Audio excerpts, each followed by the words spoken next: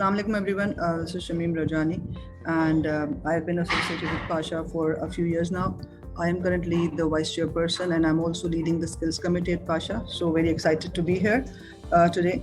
Like Zartaj Uzmi mentioned, and usse pehle, member IT also mentioned that formulating the digital Pakistan policy is very, very important to improve the HR ka jo abhi is waqt landscape hai Pakistan mein.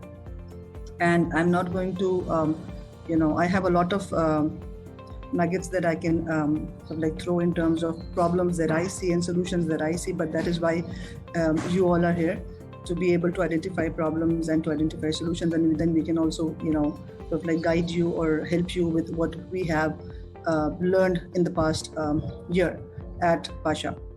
But some of the things that I do want to identify is that the current situation right now is that post-COVID, even before COVID, but what the pace that we've seen of the industry post-COVID is very, very fast. There's a lot of demand in the market, but supply side, we are lagging way behind on the supply side with only 25,000 graduates coming out of IT industry, out of which, quality is a huge issue, where we are not able to tap on that 25,000 graduate, rather only 3,000 to 4,000 of those graduates are actually employable. So that is an area that I would hope that today we can address through this session.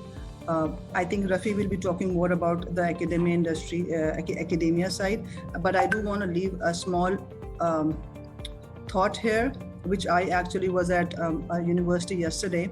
And usually हम universities जाते हैं तो you meet the IT department, but I actually met the business departments, and उन्होंने एक session करवाया हुआ था for Digital Pakistan.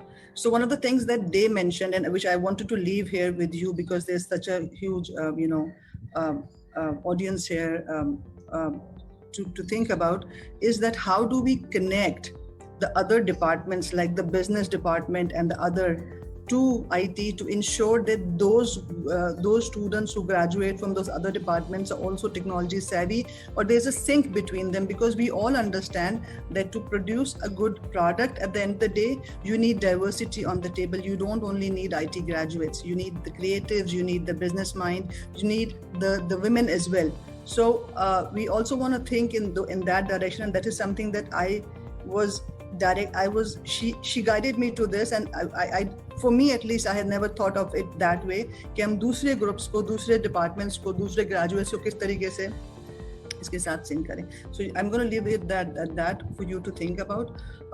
Then again, जो है from a technology perspective, our problem is that upskilling and reskilling, like very nicely Zartaj Uzmi also mentioned कि जो इस वक्त हमारा resource है, उसकी upskilling और reskilling is very, very important इस वक्त, because there's a lot of demand in the market.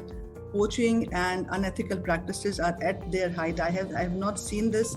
I've seen poaching over the last few years, but abhi to bilkul, it's very, very high. So we need to in order to avoid that, the best way to do it is to make sure that we have more skilled labor in the market, more skilled resources. So upskilling and reskilling is an area that I would like to focus on, focusing on a diverse workforce, tapping on unskilled labor. So not just going after graduates, but also thinking of people who are not IT graduates. How do we bring them into the mainstream is it is something that I want you to leave with you today to think about. Plus, how do we involve the diverse work group? I'm not just talking about gender diversity, which is again 48.6%, but people from smaller towns and smaller cities who want to be part of the mainstream. How do we bring them on board? So thinking about that.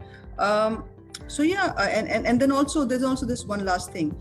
जो government employees हैं हमारे, we also want to make sure that they are at pace with the industry as well. So maybe training them as well in at least generic software that they can use in their offices. So maybe focus on that as well. So yeah, with that, I'd like to leave you at that, and thank you so much.